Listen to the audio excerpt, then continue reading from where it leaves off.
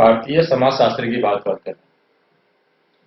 जैसे कि हमने यहाँ पर समाजशास्त्र परिचय के पहले अध्याय में देखा था कि यूरोपीय संदर्भ में यह विषय काफी नया है, जिसकी स्थापना लगभग 100 वर्षों पहले की गई थी और भारत में समाजशास्त्रीय परिप्रेक्ष्य में सोच विचार 100 वर्षों से कुछ पुराना है।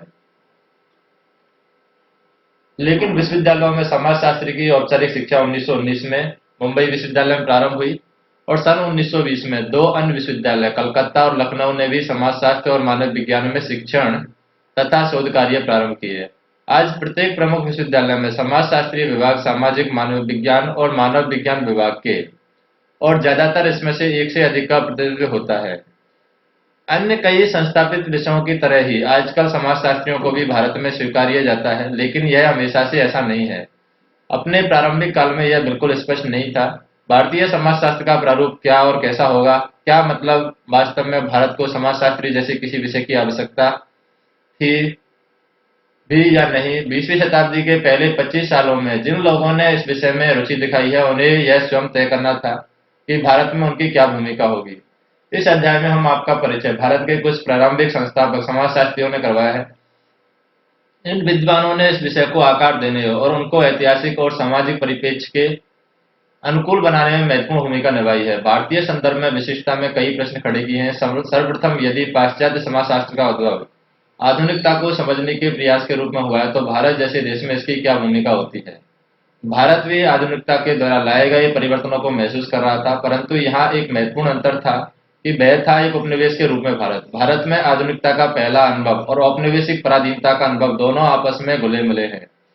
दूसरी, यदि मानव विज्ञान का उद्भव यूरोपियन समाज की आदिम संस्कृति को जानने की उत्सुकता के संदर्भ में हुआ है, तो भारत में उनकी क्या भूमिका है। भारत स्वयं एक प्राचीन एवं विकसित सभ्यता के रूप में जाना जाता है, लेकिन इसमें आदिम समाज भी पाए जाते हैं। अंत में भारत जैसे संपन्न, स्वतंत्र और नवराष्ट्र जो नियोजित विकास और प्रजातंत्र की ओर बढ़ रहा है, वहां समाजशास्त्रियों की क्या महत्वपूर्ण भूमिका हो। भारतीय समाजशास्त्र के अग्रणी लोगों को इस प्रश्न के उत्तर भी नहीं ढूंढने थे, बल्कि उन्हें इनके लिए एक नए प्रश्नों को तलाशना था। भारतीय संदर्भ में यह सिर्फ करने के अनुभव ही नहीं था, इसमें समाजशास्त्रीय प्रश्नों को एक आकार मिला है। यह पूर्व निर्मित स्वरूप रूप में उपलब्ध नहीं थे। जैसा कि देखा जा सकता है कि भारतीय समाजशास्त्री और समाज विज्ञानी अधिकतर अचानक ही बन गए थे। उदाहरण के तौर पर भारत के बेहतरीन और सर्वप्रथम सामाजिक मानव विज्ञानी के.एल. अंतःकृष्ण अय्यर ने अपने व्यवसाय को शुरुआत एक क्लर्क के रूप में की थी, फिर स्कूली शिक्षक और उसके बाद कोचीन रजवाड़े के महाविद्यालय में शिक्षक के रूप में नियुक्त होते, जो आज केरल राज्य का एक भाग है। सन 1902 में कोचीन के दीवान के द्वारा इन्हें राज्य के नृजातीय सर्वेक्षण की मदद में कहा गया था और रजवाड़ों सरकार इसी प्रकार के सर्वेक्षण सभी रजवाड़ों इलाकों में करवाना चाहती है, जो प्रत्यक्ष रूप से उनके नियंत्रण में आते हैं। अंतःकृष्ण अय्यर ने इस कार्य को पूर्ण रूपेण एक स्वयंसेवी के रूप में किया है और महाविद्यालय के शिक्षक के रूप में एर्नाकुलम स्थित महाराजा कॉलेज में पढ़ाते हुए इसके लिए उन्होंने सप्ताहांतों में नृजातीय विभाग में अवैतनिक सुपरिटेंडेंट के रूप में कार्य किया। उनके काम को अपने समय के ब्रिटिश सम्मानवादी और प्रशंसकों ने काफी प्रशंसा की है और बाद में उन्हें इसी प्रकार के सर्वेक्षण में सहायता करने के लिए मैसूर रजवाड़े में आमंत्रित किया है। अंतःकृष्ण अय्यर संभवतः अपने शिक्षित मानव विज्ञानी थे, जिन्हें एक विद्वान और शिक्षाविद के रूप में राष्ट्रीय और अंतर्राष्ट्रीय रूप में ख्याति मिली है। उन्हें मद्रास विश्वविद्यालय में व्याख्यान देने के लिए आमंत्रित किया गया है और बाद में कलकत्ता विश्वविद्यालय में रीडर के रूप में उनकी नियुक्ति की गई है, जहां उन्होंने भारत के सर्वप्रथम स्नातकोत्तर मानव विज्ञान विभाग की स्थापना करने में मदद की है। सन 1917 से 1932 तक वे कलकत्ता विश्वविद्यालय में रहे। हालांकि मानव विज्ञान में उनके पास कोई वैचारिक उपाधि नहीं थी, किंतु उन्हें इंडियन साइंस कांग्रेस के नृजातीय विभाग का अध्यक्ष चुना गया और यूरोपियन विश्वविद्यालय में अपने भाषणों और भ्रमण के दौरान जर्मन विश्वविद्यालय के दौरान उन्हें डॉक्टरेट मानक की उपाधि दी गई। कोचीन रजवाड़े की तरफ से उन्हें राय बहादुर और दीवान बहादुर की उपाधि से सम्मानित किया गया। कानूनविद शरद चंद्र राय एवं अन्य मानव विज्ञानी हैं जो भारत में इस वर्ग के अग्रणी थे और अकस्मात मानव विज्ञानी बने। कलकत्ता के रिपन कॉलेज से कानूनों की डिग्री लेने से पूर्व राय ने अंग्रेजी विषय में स्नातक और स्नातकोत्तर की उपाधि हासिल की है और कुछ दिनों कानून की प्रैक्टिस करने के बाद सन 1898 में रांची जाकर ईसाई मिशनरी विश्वविद्यालय में अंग्रेजों के शिक्षक के रूप में कार्य करने का निर्णय लिया है। इस निर्णय से उनके भावी जीवन को बदल दिया है, क्योंकि अगले 44 वर्षों में वे रांची में रहे। छोटा नागपुर प्रदेश आज का झारखंड में रहने वाले जनजातीय की संस्कृति और समाज के विशेषज्ञ बने हैं। राय की मानव विज्ञान में रुचि तब बढ़ी जब उन्होंने स्कूल का काम छोड़ दिया और रांची की अदालत में कानून की प्रैक्टिस शुरू कर दी। आगे चलकर उन्हें सरकारी दुर्भाषाओं के रूप में अदालत में नियुक्त किया गया। राय की रुचि जनजातीय समाज में बढ़ी, जो वास्तव में उनकी नौकरी की आवश्यकताओं का प्रतिफल था, क्योंकि अदालत में वे जनजातियों की परंपरा और कानूनों को दुभाषित करते थे। उन्होंने जनजातीय क्षेत्रों का व्यापक भ्रमण किया, इसके बीच रहकर गहन क्षेत्रीय अध्ययन किया और यह सभी कार्य शौक के आधार पर किया गया था, परंतु उनकी मेहनत और बारीकियों को ध्यानपूर्वक देखने और समझने के कौशल ने शोधकर्ता के लिए महत्वपूर्ण तथ्य तथा लेखन सामग्री तैयार की। अपने पूरे सेवा काल में राय ने 100 से अधिक लेख राष्ट्रीय और ब्रिटिश शैक्षिक जर्नल में प्रकाशित किए हुए हैं। उनके साथ ही उनके द्वारा ओराव, मुंडा, खारिया जनजातियों पर किया गया सुप्रसिद्ध लेखन कार्य भी प्रकाशित हुआ है। शीघ्र ही राय भारत और ब्रिटेन में जाने माने मानव विज्ञानी के रूप में विख्यात हुए और छोटा नागपुर के विशेषज्ञ के रूप में उनकी पहचान बनी। 1977 में उन्होंने मैन इन इंडिया नामक जर्नल की स्थापना की, जो कि उनके समय और प्रकार का पहला जर्नल था और आज भी जिनका प्रकाशन भारत में होता है। अनंत कृष्ण अय्यर और शरद चंद्र राय दोनों ही सही मायने में श्रेणी में अग्रणी विद्वान थे। 1900 के प्रारंभ में उन्होंने एक ऐसे विषय पर कार्य करना प्रारंभ किया जो भारत में न तो अभी तक विद्यमान था, न ही कोई ऐसी संस्था जो इसी प्रकार के संरक्षण देती। दोनों अय्यर राय का जन्म मृत्यु अंग्रेजों के द्वारा शासित भारत में हुई और इस अध्याय में आपका परिचय 4 भारतीय समाजशास्त्रियों में से करवाया जाएगा, जिन्होंने अय्यर और राय की एक पीढ़ी बाद जन्म लिया। ये सभी औपनिवेशिक भारत में जन्मे, परंतु इनका कार्य स्वतंत्र भारत में चलता रहा और इन्होंने पहली औपचारिक संस्थाओं की रूपरेखा बनाई, जिन पर आगे चल करके भारतीय समाजशास्त्री जैसी औपचारिक संस्थाओं की स्थापना की गई।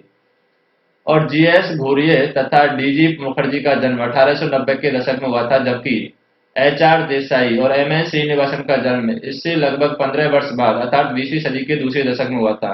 हालांकि ये सब बहुत गहराई से समाजशास्त्र की पाश्चात्य परंपरा से प्रभावित थे। ये उन प्रश्नों का उत्तर देने में सक्षम थे जो कि कुछ अग्रणी विद्वानों के द्वारा पूछे जा सकते हैं। विशिष्ट भारतीय समाजशास्त्र किस प्रकार का आकार लेगा? जीएस घुरिये को भारत में समाजशास्त्र को एक संस्थागत रूप में स्थापित करने का श्रेय दिया जाता है। मुंबई विश्वविद्यालय में इन्होंने क्या किया था? सर्वप्रथम स्नातकोत्तर स्तर पर समाजशास्त्रीय विभाग के शिक्षण कार्य की अध्यक्षता की और 35 वर्षों तक इस विभाग में कार्य किया। उनके निर्देशन में बड़ी संख्या में काम करने वाले शोध विद्यार्थी आज भी इस विषय में महत्वपूर्ण स्थानों पर कार्यरत हैं। इन्होंने इंडियन सोशियोलॉजिकल सोसाइटी की स्थापना की और सोशियोलॉजिकल बुलेटिन नामक जर्नल भी निकाला। उनके शैक्षणिक लेख न केवल बहुसर्जक होते हैं, बल्कि जिन विषयों पर उन्होंने लेखन किया वे काफी विस्तृत होते हैं। ऐसे समय में जबकि विश्वविद्यालय शोध में दिए जाने वाली वित्तीय और संस्थागत सहायता काफी सीमित थी, घुरिये ने समाजशास्त्र का एक भारतीय विषय के रूप में पोषण किया। घुरिये के द्वारा स्थापित मुंबई विश्वविद्यालय विभाग ऐसा पहला विभाग बना जिसने सर्वप्रथम सफलतापूर्वक 2 मुख्य कार्यक्रमों को लागू किया, जिन्हें आगे चलकर उत्साहपूर्वक उनके उत्तराधिकारियों के द्वारा अपनाया गया। ये थे सक्रिय रूप से शिक्षण और शोधकर्ता का एक ही संस्था के रूप में किया जाना और सामाजिक मानव विज्ञान और समाजशास्त्र को एक वृद्ध वर्ग के रूप में स्थापित करना। घुरिये की पहचान जाति और प्रजाति पर उनके द्वारा किए गए बेहतरीन कार्यों से होती है, लेकिन इसके अतिरिक्त उन्होंने वृद्ध विषय जैसे कि जनजाति, नातेदारी, परिवार और विवाह, संस्कृति, सभ्यता और नगरों की ऐतिहासिक भूमिका, धर्म और संघर्ष और एकीकरण का समाजशास्त्र, बौद्धिक और संदर्भगत सारोकारों जिन्होंने घुरिये को प्रभावित किया, उनमें सबसे प्रमुख है प्रसारवाद। हिंदू धर्म और सिद्धांत पर प्राच्य छात्रवृत्ति, राष्ट्रवाद और हिंदू अभिनेता के सांस्कृतिक पक्ष हैं। एक प्रमुख विषय जिन पर घुरिये ने कार्य किया था वह था जनजाति और आदिवासी संस्कृति। वास्तव में इस विषय पर उनका लेखन और मुख्य रूप से बैरियर एल्विन के साथ हुए वाद विवाद में उन्हें समाजशास्त्र और शिक्षा की दुनिया से बाहर एक पहचान दी। सन 1930 और 1940 के दशक में इस विषय पर काफी वाद विवाद हुआ। भारत में जनजातीय समाज का क्या स्थान हो, राज्य उनसे किस प्रकार का व्यवहार करे। कई ब्रिटिश प्रशासक, मानव विज्ञानी भारतीय जनजातियों में रुचि रखते थे। उनका मानना था कि आदिम लोग थे जिनकी अपनी विशिष्ट संस्कृति थी जो हिंदू मुख्यधारा से काफी अलग थी। उनका मानना था कि सीधे साधे जनजातीय लोग हिंदू समाज और संस्कृति से न केवल शोषित होंगे बल्कि सांस्कृतिक रूप से भी उनका पतन होगा, और इस कारण को ध्यान में रखते हुए उन्हें लगा कि यह राज्य का कर्तव्य है कि वे जनजातियों को संरक्षण दें ताकि वे अपनी जीवन पद्धति और संस्कृति को बनाए रख सके, क्योंकि उन पर लगातार यह दबाव बन रहा था कि वे हिंदू संस्कृति की मुख्य धारा में अपना समायोजन करेंगे। हालांकि राष्ट्रवादी भारतीय भी भारत की एकता और भारतीय समाज और संस्कृति की आधुनिक बनाने की आवश्यकता को लेकर उतने ही उत्तेजित थे। उनका यह मानना था कि जनजातीय संस्कृति के संरक्षण के प्रयास दिशाहीन थे और आदिम संस्कृति को बचाने का कार्य वास्तव में गुमराह करने की कोशिश थी। इसके परिणाम स्वरूप जनजातियों के पिछड़ेपन को आदिम संस्कृति के संग्रहालय के रूप में ही बनाए रखा गया।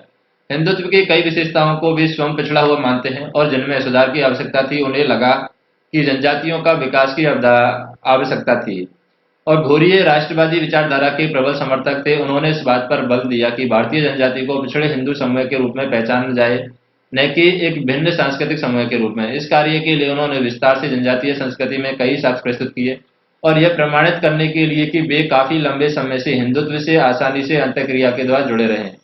जिस समायोजन प्रक्रिया से सभी भारतीय जातियों का गुजरना पड़ा, उसी प्रक्रिया में जनजातीय वर्ग साधारणतः अन्य भारतीय समुदायों से पीछे रह गए थे। एक मुख्य विवाद की भारतीय जनजाति एक ऐसी आदिम जाति थी जो शायद ही कभी अलग थलग रही हो, जिसका वर्णन शास्त्रीय मानव विज्ञान की पुस्तकों में हुआ है, विवादास्पद नहीं रहा है। इस तथ्य पर मतभेद था कि मुख्य धारा की संस्कृति का उन पर क्या प्रभाव पड़ा, उनकी जांच की गई। संरक्षणवादियों का यह विश्वास था कि समायोजन का परिणाम जनजातियों के शोषण और उनकी संस्कृति की विलुप्तता के रूप में सामने आया। दूसरी तरफ घोरिये और राष्ट्रवादियों ने यह तर्क दिया कि ये दुष्परिणाम मात्र जनजातीय संस्कृति तक सीमित न होकर के भारतीय समाज के सभी पिछड़े और दलित वर्गों में समान रूप से देखे जा सकते हैं। विकास के मार्गों में आने वाली ये आवश्यक कठिनाइयां हैं जिनसे बचा नहीं जा सकता। और जाति और प्रजाति पर घोरिये के विचार की बात करें। घोरिये की शैक्षिक शाख उसके द्वारा कैम्ब्रिज में किए गए डॉक्टरेट के शोध निबंध के आधार पर बनी, जो आगे चलकर 1932 में caste and race in India के नाम से प्रकाशित हुआ। और घोरिये के कार्य ने लोगों का ध्यान अपनी ओर आकर्षित किया, क्योंकि उन्होंने समकालीन भारतीय मानव विज्ञान के मुद्दों को संबोधित किया था। और इस पुस्तक में घोरिये ने जाति और प्रजाति के संबंधों पर प्रचलित सिद्धांतों को विस्तार पूर्वक आलोचना की और इस सर्वप्रचलित विचार के प्रमुख उत्पादक हर्बर्ट रिजले थे, जो ब्रिटिश औपनिवेशिक अधिकारी थे और मानव विज्ञान के मामलों में बेहद रुचि रखते थे। इस विचारधारा के अनुसार मनुष्य का विभाजन उनकी शारीरिक विशिष्टताओं को ध्यान में रखते हुए, जैसे खोपड़ी की चौड़ाई, नाक की लंबाई, कपाल का भार और खोपड़ी का वह हिस्सा जहाँ दिमाग की स्थिति होती है, अलग और भिन्न प्रजातियों में बांटा गया। रिजले व अन्य लोगों की यह मान्यता थी कि भारत विभिन्न प्रजातियों के उद्भव के अध्ययन की एक विशिष्ट प्रयोगशाला था, और क्योंकि जाति एक लंबे समय से विशिष्ट समूह के बीच एक लंबे समय में अंतर विवाह निषिद्ध करती है। रिजले का मुख्य तर्क था कि जाति का उद्भव प्रजाति से हुआ है, क्योंकि विभिन्न जाति समूह किसी विशिष्ट प्रजाति से संबंधित लगते हैं। सामान्य रूप से उच्च जातियां तकरीबन भारतीय आर्य प्रजाति की विशेषताओं से मिलती हैं, जबकि निम्न जातियों से अनार्य जनजाति, मंगोल और अन्य प्रजातियों के गुण देखने को मिलते हैं। विभिन्न वर्गों की भिन्नताओं के औसतन आधार पर, जैसे कि नाक की लंबाई, कपाल का आकार आदि, रिजले अन्य लोगों ने यह सुझाव दिया कि निम्न जातियां ही भारत की वास्तविक निवासी हैं। उन्हें आर्यों के द्वारा दबाया गया, जो कहीं बाहर से आकर भारत में बस गए हैं। रिजले के द्वारा दिए गए तर्कों से घोरिये असहमत नहीं थे, लेकिन वे उन्हें केवल अंशतः सत्य मानते थे। उन्होंने उन समस्याओं की ओर ध्यान दिलाया है जो केवल औसत के आधार पर बिना परिवर्तनों को ध्यान में रखे किसी समुदाय पर विशिष्ट मापदंड लागू किए जाने से होती है। घोरिये को यह विश्वास था कि रिजले के शोध प्रबंध में उच्च जातियों को आर्य और निम्न जातियों को अनार्य बनाया जाता है, और यह व्यापक रूप से केवल उत्तरी भारत के लिए सही है। भारत के अन्य भागों में अंतर समूह की विभिन्नताएं मानव समिति माप बहुत व्यापक और विस्तृत नहीं है। इनका यह अर्थ हुआ कि अधिकांश भारत में सिंधु गंगा के मैदान छोड़कर विभिन्न प्रजातियां वर्गों को आपस में काफी लंबे समय से मेल मिलाप है। अतः प्रजातियां शुद्धता केवल उत्तर भारत में बची हुई हैं, क्योंकि वहां अंतर विवाह निषिद्ध था, और शेष भारत में अंतर विवाह जाति विशेष में ही विवाह करना का प्रचलन उन वर्गों में हुआ था जो प्रजातीय स्तर पर वैसे ही भिन्न थे। आज जाति के इन प्रजातीय सिद्धांतों को नहीं माना जाता है, परंतु 20वीं शताब्दी के पूर्वार्ध में इसे सच माना जाता था। इतिहासकारों ने आर्य और भारतीय उपमहाद्वीप में उनके आगमन को लेकर मतभेद थे। हालांकि जिस समय घोरिये इस विषय पर लिख रहे थे, उस समय इस विषय के ये मुद्दे महत्वपूर्ण थे। इसी कारण उनके लेखों ने लोगों का ध्यान आकर्षित किया। घोरिये जाति का एक विस्तृत परिभाषा दिए जाने के कारण भी जाने जाते हैं। उनकी परिभाषा 6 महत्वपूर्ण विशेषताओं पर बल देती है। जाति एक ऐसी संस्था है जो खंडनीय विभाजन पर आधारित है। इसका अर्थ है कि जातीय समाज कई बंद पारस्परिक अनन्य खंडों में बटा है। प्रत्येक जाति ऐसा ही एक खंड है और यह बंद है, क्योंकि जाति का निर्धारण जन्म से होता है। एक विशिष्ट जाति के बच्चे हमेशा उसी जाति में रहेंगे। दूसरे शब्दों में जाति का सदस्यता केवल जन्म के आधार पर मिलती है। संक्षेप में, किसी भी व्यक्ति की जाति का निर्धारण जन्म से और जन्म के समय होता है। इसमें न तो बचा जा सकता है और नहीं बदला जा सकता है। जातिगत समाज सोपानिक विभाजन पर आधारित होते हैं। प्रत्येक जाति दूसरी जाति की तुलना में असमान होती है, अर्थात प्रत्येक जाति दूसरे से उच्च और निम्न होती है। सैद्धांतिक रूप से प्रचलन में नहीं, कोई भी दो जातियां समान नहीं होती हैं। संस्था के रूप में जाति सामाजिक अंतःक्रिया पर प्रतिबंध लगाती है, विशेषकर साथ बैठकर भोजन करने पर किसी प्रकार के खाद्य पदार्थों को विशिष्ट जातियों के बीच बांटा जा सकता है। इसके विस्तृत नियम है, ये नियम है पवित्रता और अपवित्रता के विचार से संचालित होते हैं। यही तथ्य सामाजिक अंतःक्रिया पर भी लागू होते हैं। यह विशेष नाटकीय रूप से अस्पृश्यता के क्षेत्र में निर्देश या दिखाई देता है। यहाँ किसी जाति विशेष के व्यक्ति के द्वारा छू जाने से मात्र इंसान अपवित्र हो जाता है। सोपानिक और प्रतिबंधित सामाजिक अंतःक्रियाओं के सिद्धांतों को मानते हुए जाति में विभिन्न जातियों के लिए भिन्न भिन्न अधिकार और कर्तव्य निर्धारित होते हैं।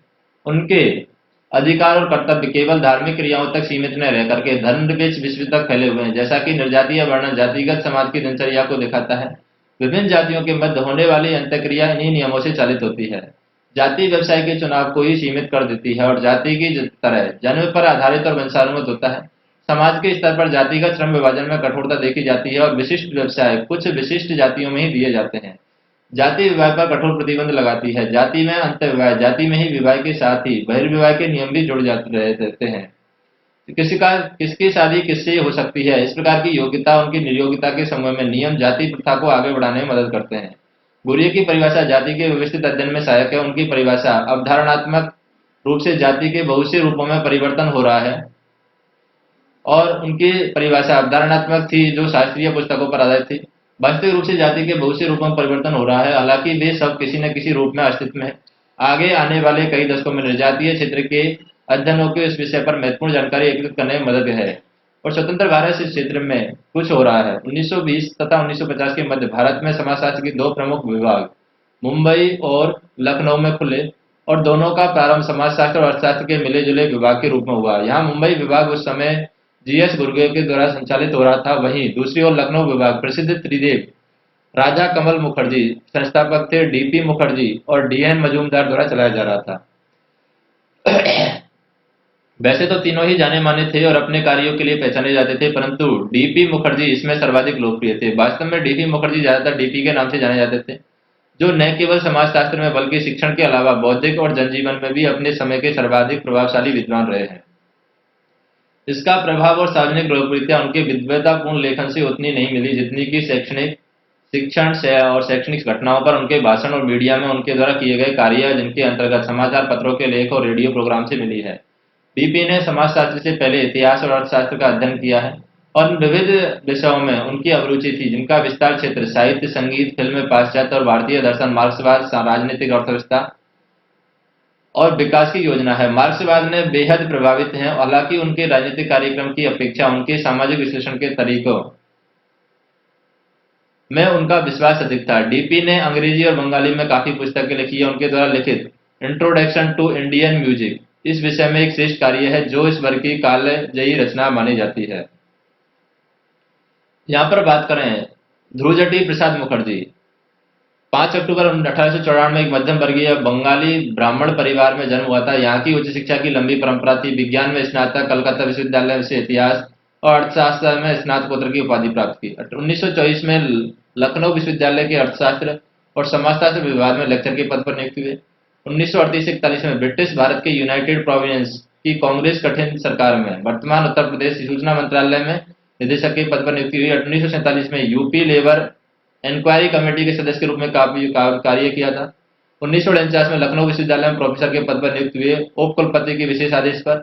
1953 में अलीगढ़ मुस्लिम विश्वविद्यालय में अर्थशास्त्र के प्रोफेसर के पद पर नियुक्त हुए। 1955 में नवनिर्मित इंडियन सोशियोलॉजिकल सोसाइटी में अध्यक्षीय भाषण। 1956 में स्विट्जरलैंड में गले के कैंसर की सर्जरी। 5 दिसंबर 1961 को निधन हो जाता है। तो यहाँ पर बात करें परंपरा परिवर्तन पर डीपी मुखर्जी के विचार। डीपी मुखर्जी भारतीय इतिहास और अर्थव्यवस्था के प्रति अपने असंतोष के कारण समाजशास्त्र की ओर मुड़े। उनका यह मानना था कि भारत की सामाजिक व्यवस्था ही उनका निर्णायक एवं विशिष्ट लक्षण है। इसलिए यह प्रत्येक सामाजिक विज्ञान के लिए आवश्यक है कि वह संदर्भ में इससे जुड़े और भारतीय संदर्भ में निर्णायक पक्ष और उसका सामाजिक पक्ष है। इतिहास, राजनीति और अर्थशास्त्र पश्चिम के मुकाबले भारत में कम विकसित थे। उनका सामाजिक आयाम अधिकाधिक विकसित था। डीपी लिखते हैं कि मेरा यह मानना है कि भारत में सामाजिकता का बहुमूल्य है, इसके अलावा सब कुछ बहुत कम है। भारत में सामाजिकता की अधिकता भारत की विशेषता ही है। भारत का इतिहास, इसका अर्थशास्त्र, यहाँ तक कि इसका दर्शन सामाजिक समूह के इर्द गिर्द घूमता है। ज्यादा से ज्यादा यह कह सकते हैं कि सामाजिकृत व्यवस्थाओं के इर्द गिर्द है, ऐसा महसूस करता है। भारत में समाज की केंद्रीय स्थिति को देखते हुए भारतीय समाजशास्त्री यह प्रथम कर्तव्य था कि यह सामाजिक परंपराओं के बारे में पढ़े और जाने। डीपी के लिए परंपरा का अध्ययन केवल भूतकाल तक सीमित नहीं था, बल्कि यह परिवर्तन की संवेदनशीलता से भी जुड़ा हुआ था। अतः परंपरा एक जीवित परंपरा है जिसने आपको भूतकाल से जोड़ने के साथ ही वर्तमान के अनुरूप भी डाला है। इस प्रकार समय के साथ अपने आप को विकसित कर रही है। जैसा कि इन्होंने लिखा है कि सिर्फ भारतीय समाजशास्त्री के लिए एक समाजशास्त्री होना काफी नहीं है, बल्कि उसकी प्रथम आवश्यकता है कि भारतीय होना, क्योंकि यह लोक रीतियों, रूढ़ियों, प्रथाओं, परंपराओं से जुड़कर ही अपनी सामाजिक व्यवस्था के अंदर उसके आगे क्या है उसको समझ जाएगा। इस विचार को ध्यान में रखते हुए उनका मानना था कि समाजशास्त्रियों को भाषा को सीखना और भाषा की उच्च निम्नता और संस्कृति की पहचान हो, न केवल संस्कृत, फारसी और अरबी भाषणों बल्कि स्थानीय बोलियों की भी जानकारी हो। डीपी सिंह ने तर्क दिया कि भारतीय संस्कृति और समाज पाश्चात्य अर्थ में व्यक्तिवादी नहीं है। एक औसत भारतीय की आकांक्षाओं का रूप और कम से कम या अधिक उसके सामाजिक सांस्कृतिक वर्ग द्वारा तय किया जाता है। वह शायद ही उससे विचलित होता है। अतः भारतीय सामाजिक व्यवस्था की दिशा मुख्यतः समूह, संप्रदाय और जाति के क्रियाकलापों के द्वारा निर्धारित होती है, न कि स्वैच्छिक व्यक्तिगत कार्यों के द्वारा। हालांकि स्वैच्छिकता ने शहरी मध्यम वर्ग को प्रभावित करना शुरू कर दिया है, लेकिन इसके आने से भारतीय समाज के अध्ययन के लिए एक रोचक एक रोचक विषय मिल गया है। और परंपरा शब्द का मूल अर्थ संचारित, प्रेषित करना। डीपी ने इस और ध्यान आकर्षित किया है। उनका समतुल्य संस्कृत शब्द परंपरा है, जो कि उत्तराधिकार अथवा आतिथ्य है, जिसका मूल आधार वही है जो इतिहास का है। अतः परंपरा की मजबूत जड़ें भूतकाल में होती हैं और इन्हें कहानियों और मिथकों के द्वारा कहकर और सुनकर जीवित रखा जाता है। हालांकि परिवर्तन भी भूतकाल से उनके संबंध को नहीं तोड़ पाया है, बल्कि यह अनुकूलन की प्रक्रिया को इंगित करता है। प्रत्येक समाज में परिवर्तन के आरक्षित और बाहरी स्रोत हमेशा मौजूद रहते हैं। पाश्चात्य समाज में आंतरिक परिवर्तन का अत्यधिक सामान्य स्रोत अर्थव्यवस्था है, परंतु यह भारत में उतना प्रभावी नहीं है जैसा कि डीपी मानते हैं। और भारतीय संदर्भ में वर्ग संघर्ष जातीय परंपराओं से प्रभावित होता है और उसे अपने आप में सम्मिलित कर लिया जाता है। भारत में नवीन वर्ग संघर्ष अभी स्पष्ट रूप से उभर कर नहीं आया है, और इस समझ के आधार पर उन्होंने निष्कर्ष निकाला है कि गत्यात्मक भारतीय समाजशास्त्र का सर्वप्रथम कार्य परिवर्तन के आंतरिक गैर आर्थिक कारणों को देखना होगा। डीपी की यह मान्यता थी कि भारतीय परंपरा में परिवर्तन के 3 सिद्धांतों को मान्यता दी गई है: श्रुति, स्मृति और अनुभव। और इन सब में आखिरी अनुभव अथवा व्यक्तिगत अनुभव क्रांतिकारी सिद्धांत है। इसका अर्थ यह हुआ कि भारतीय समाज में परिवर्तन का सर्वप्रमुख सिद्धांत सामान्यकृत अनुभव अथवा समूह का सामूहिक अनुभव है, और उच्च परंपराएं स्मृति और श्रुति में केंद्रित थी, परंतु समय समय पर उन्हें समय और संप्रदायों के सामूहिक अनुभवों के द्वारा चुनौती दी जा रही है। उदाहरण के लिए भक्ति आंदोलन। डीपी सिंह ने बल देकर कहा था कि यह केवल हिंदुओं के लिए सही नहीं है, बल्कि भारत की इस्लामी संस्कृति के लिए भी सही है। भारतीय इस्लाम में सूफियों ने पवित्र ग्रंथों की अपेक्षा प्रेम अथवा अनुभव पर अधिक बल दिया है, जिसने परिवर्तन लाने में महत्वपूर्ण भूमिका निभाई है। अतः डीपी के लिए भारतीय संदर्भ में बुद्धि विचार परिवर्तन के लिए प्रभावशाली शक्ति नहीं है, बल्कि ऐतिहासिक रूप से अनुभव और प्रेम परिवर्तन के उत्कृष्ट कारक हैं। भारतीय संदर्भ में संघर्ष और विद्रोह सामूहिक अनुभवों के आधार पर कार्य करते हैं, परंतु परंपरा का लचीलापन उनका ध्यान रखता है।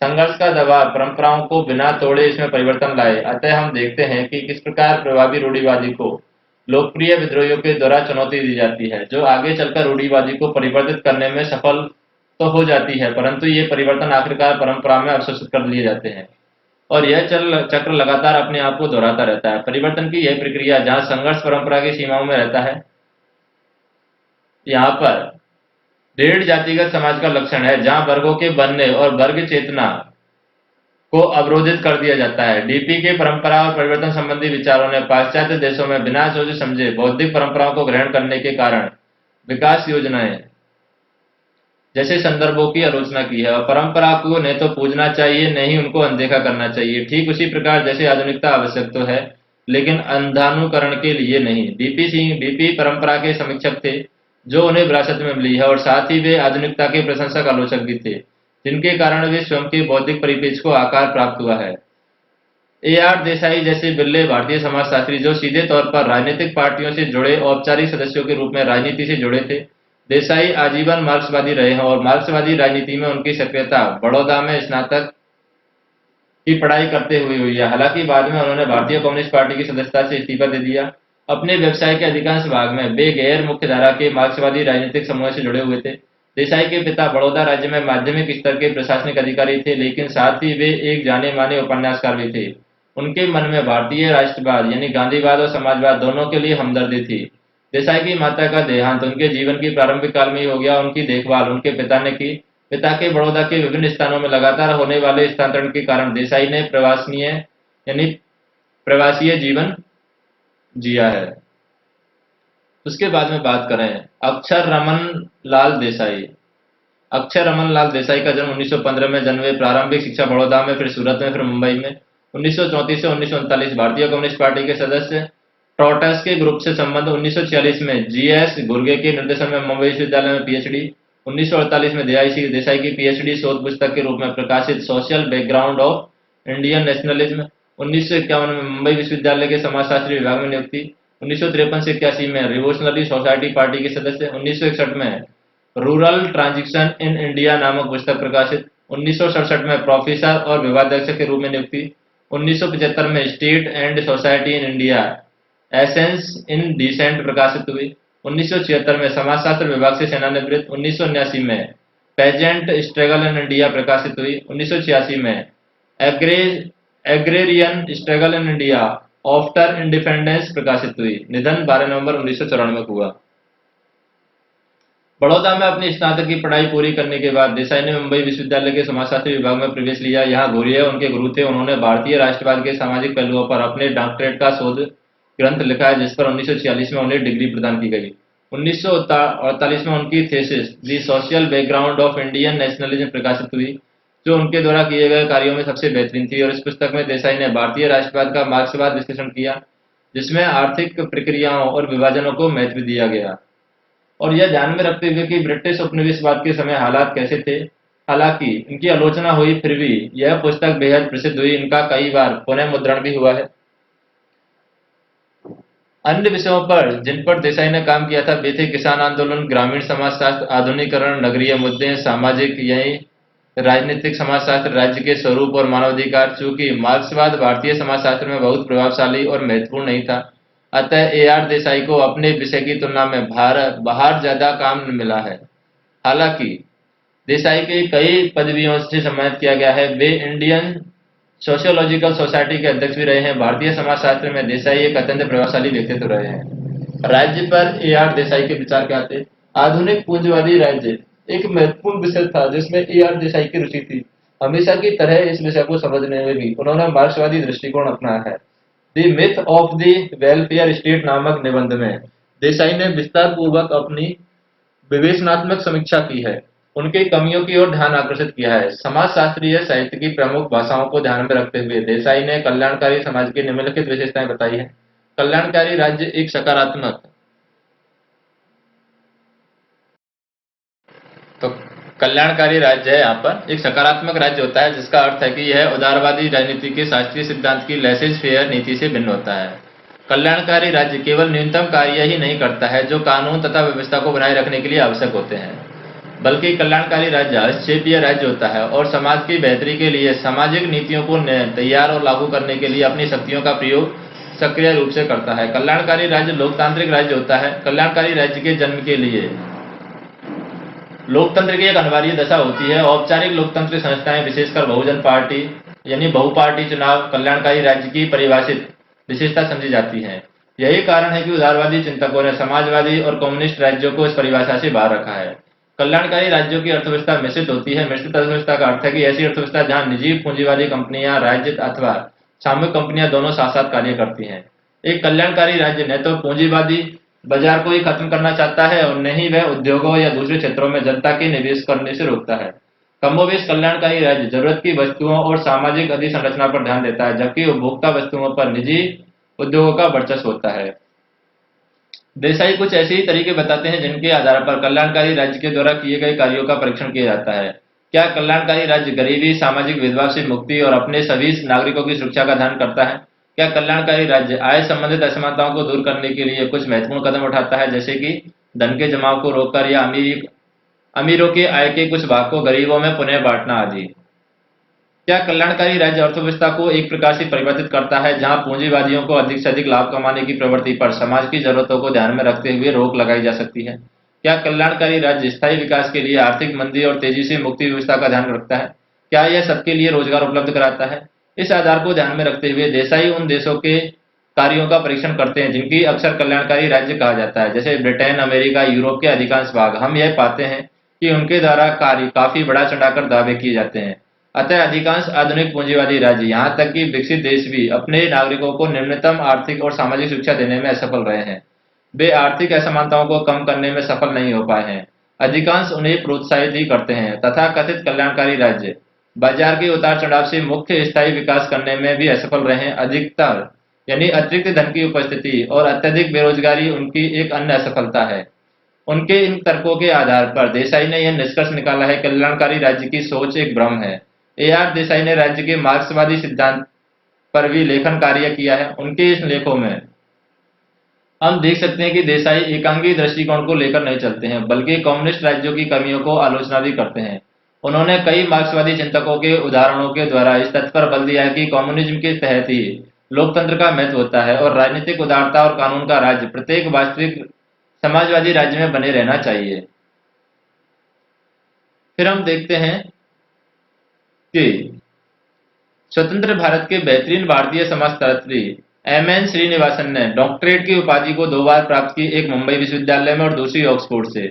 श्रीनिवासन मुंबई में घुरिये के शिष्य थे और ऑक्सफोर्ड के सामाजिक मानविज्ञान विभाग में अध्ययन के दौरान उनके बौद्धिक अभिन्यास में बदलाव आया और इस समय ब्रिटिश सामाजिक मानव विज्ञान और पाश्चात्य मानव विज्ञान में एक प्रभावी शक्ति के रूप में उभर कर सामने आया। श्रीनिवास स्वयं विषय के महत्वपूर्ण केंद्र में रहकर उनके अध्ययन में प्रशंसित थे। श्रीनिवासन के डॉक्टरेट की शोध पर निबंध का प्रकाशन religion and society among the Coorgs of South India के नाम से हुआ और इस पुस्तक में श्रीनिवास ने ब्रिटिश समाजवादी मानव विज्ञान में प्रभावी संरचनात्मक प्रकार्यवादी परिप्रेक्ष्य पर कार्य किया है और इस पुस्तक ने पूरे विश्व में श्रीनिवासन का सम्मान बढ़ा है। ऑक्सफोर्ड में नवस्थापित भारतीय समाजशास्त्र विभाग में प्रवक्ता के रूप में श्रीनिवासन की नियुक्ति की गई, परंतु 1951 में इस्तीफा देकर वे भारत लौट आए और जहां महाराजा सयाजीराव विश्वविद्यालय बड़ौदा में नव स्थापित समाजशास्त्र विभाग के अध्यक्ष के रूप में अपना कार्यभार संभाला है। 1959 में वे दिल्ली आए, जहां दिल्ली स्कूल ऑफ इकोनॉमिक्स में समाजशास्त्र विभाग की स्थापना की, जो शीघ्र ही पूरे भारत में समाजशास्त्र का महत्वपूर्ण केंद्र बन गया। श्रीनिवास अक्सर यह शिकायत करते थे कि उनका अधिकांश समय संस्थाओं को बनाने में ही बीत गया है। स्वयं उनके पास शोधकर्ता के लिए बहुत ही समय रह जाता है। इन कठिनाइयों के रहते श्रीनिवास ने कुछ विषयों पर महत्वपूर्ण कार्य किए, जैसे जाति, आधुनिकीकरण, सामाजिक परिवर्तन की अन्य प्रक्रियाएं, ग्रामीण समाज इत्यादि। श्रीनिवासन ने अपनी अंतर्राष्ट्रीय पहचान और सहयोगियों की मदद से भारतीय समाजशास्त्र को विश्व के मानचित्र पर स्थापित किया। उनकी ब्रिटिश सामाजिक मानव विज्ञान और अमेरिकन मानव विज्ञान विशेष तौर पर शिकागो विश्वविद्यालय में जबरदस्त पहचान थी और उस समय विश्व मानव विज्ञान में एक शक्तिशाली केंद्र के रूप में उभर रहा था। GS घुरिये और लखनऊ के विद्वानों की तरह श्रीनिवासन ने भी नई पीढ़ी के समाज को तैयार किया, जो आने वाले दशकों में अपने विषय के दिग्गजों के रूप में स्थापित होने वाले थे। MN श्रीनिवासन के गांव संबंधी विचार की बात करें। MN श्रीनिवासन की रुचि भारतीय गांव और ग्रामीण समाज में जीवन भर बनी रही है। यद्यपि वे गांव में कई बार सर्वेक्षण और साक्षात्कार के लिए जा चुके हैं, लेकिन 1 वर्ष तक मैसूर के निकट एक गांव में कार्य करने के पश्चात ही इन्हें ग्रामीण समाज के बारे में महत्वपूर्ण यानी प्रत्यक्ष जानकारी प्राप्त हुई है। गांव में रहकर कार्य करने का अनुभव उनके व्यवसाय और बौद्धिक विकास के लिए महत्वपूर्ण साबित हुआ। 1950 से 60 के दौरान श्रीनिवास ने ग्रामीण समाज से संबंधित विस्तृत निजातीय वर्गों के लेखा जोखा को तैयार करने में संपूर्ण यानी सामूहिक परिश्रम को न केवल प्रोत्साहित किया, बल्कि उसका समन्वय भी किया है। और श्रीनिवास ने MC दुबे और DN मजूमदार जैसे विद्वानों के साथ मिलकर के भारतीय समाजशास्त्र में उस समय के ग्रामीण अध्ययन को प्रभावशाली बनाया है। तो यहाँ पर हम बात करें मैसूर नरसिंहाचार्य श्रीनिवास। 16 नवंबर 1916 को मैसूर के आयंगार ब्राह्मण परिवार में जन्म। उनके पिता जमींदार थे और मैसूर के ऊर्जा और बिजली विभाग में कार्यरत थे। प्रारंभिक शिक्षा मैसूर विश्वविद्यालय में हुई, बाद में स्नातकोत्तर शिक्षा हेतु मुंबई गए, जहां घुरिये उनके गुरु थे। 1942 में स्नातकोत्तर शोध पुस्तक के रूप में प्रकाशित विषय marriage and family among the Coorgs. 1944 में PhD शोधकर्ता मुंबई विश्वविद्यालय में घुरिये के निर्देशन से हुआ। 1945 में ऑक्सफोर्ड गए, पहले रेडक्लिफ ब्राउन और फिर इवांस पिचर्ड्स द्वारा शिक्षा ग्रहण की। 1947 में ऑक्सफोर्ड से सामाजिक मानव विज्ञान में डीफिल कर वापस भारत आए। 1948 में ऑक्सफोर्ड में भारतीय समाजशास्त्र के प्रवक्ता के रूप में नियुक्ति। इसी समय 1948 में रामपुरा में क्षेत्र कार्य किया। 1951 में ऑक्सफोर्ड से इस्तीफा दिया और महाराजा सयाजीराव विश्वविद्यालय बड़ौदा में प्रोफेसर के पद पर नियुक्त और समाजशास्त्री विभाग की स्थापना की। 1959 में दिल्ली स्कूल ऑफ इकोनॉमिक्स में प्रोफेसर के पद पर नियुक्ति, समाजशास्त्री विभाग की स्थापना की। 1971 में दिल्ली विश्वविद्यालय छोड़ा और बेंगलुरु स्थित institute of social and economic change के सह संस्थापक रहे हैं। निधन हुआ 30 नवंबर 1999 को।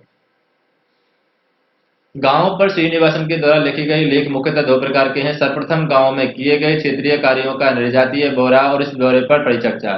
द्वितीय प्रकार के लेखन में भारतीय गांव सामाजिक विश्लेषण की एक इकाई के रूप में कैसे कार्य करते हैं, इस पर ऐतिहासिक और अवधारणात्मक परिचर्चाएं। द्वितीय प्रकार के लेखन में गांव की इस अवधारणा के रूप में उनकी उपयोगिता के प्रश्न पर श्रीनिवासन का विवाद हुआ।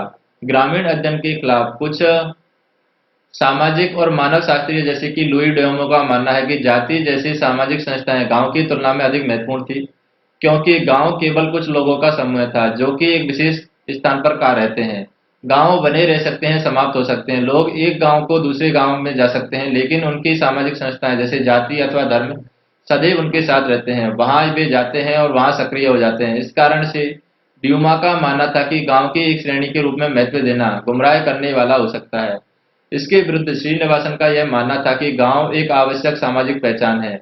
ऐतिहासिक साक्ष्य दिखाते हैं कि गांवों में अपनी एक एकीकृत पहचान बनाई है और ग्रामीण एकता ग्रामीण सामाजिक जीवन में काफी महत्वपूर्ण है। श्रीनिवासन ने ब्रिटिश प्रशासक मानव वैज्ञानिकों की आलोचना की है। उन्होंने भारतीय गांव का स्थिर, आत्मनिर्भर और छोटे गणतंत्र के रूप में चित्रण किया है। ऐतिहासिक एवं सामाजिक साक्ष्य के द्वारा श्रीनिवासन ने यह देखा है कि वास्तव में गांवों में महत्वपूर्ण परिवर्तन आए हैं। यहाँ के गांव अभी भी आत्मनिर्भर नहीं थे, विभिन्न प्रकार के आर्थिक, सामाजिक और राजनीतिक संदर्भों में क्षेत्रीय स्तर पर जुड़े हुए हैं।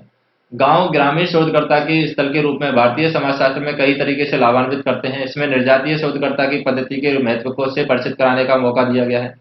नव स्वतंत्र राष्ट्र जब विकास की योजनाएं बना रहा है तो ऐसे समय में उसने भारतीय गांवों में तीव्र गति से होने वाले सामाजिक परिवर्तन के बारे में आंखों देखी जानकारी दी है।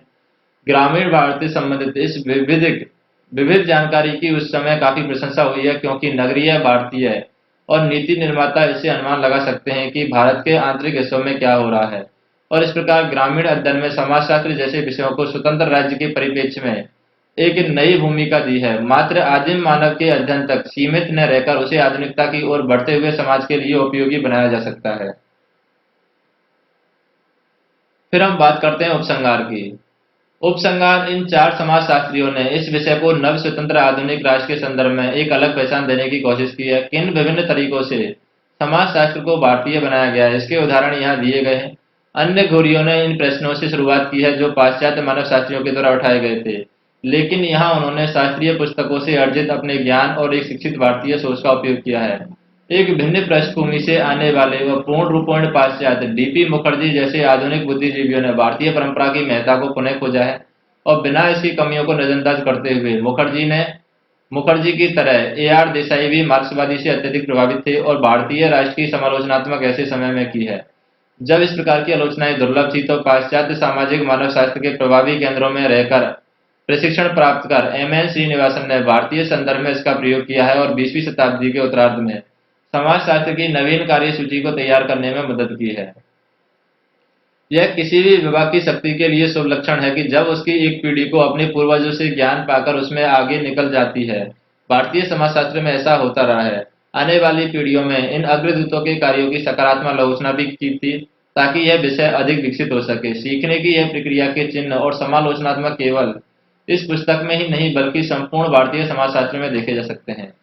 प्रशासकीय न्यायशास्त्री की बात करें, यह पद उन ब्रिटिश प्रशासकों के लिए प्रयुक्त होता है जो 19वीं और प्रारंभिक ब्रिटिश भारतीय सरकार को विभाग थे, जिन्होंने निर्जातीय अनुसंधानों को प्रारंभ करने में अत्यधिक रुचि ली और विशेषकर सर्वे और जनगणना। इसमें कुछ सेवानिवृत्त के पश्चात नामी न्यायशास्त्री बने हैं।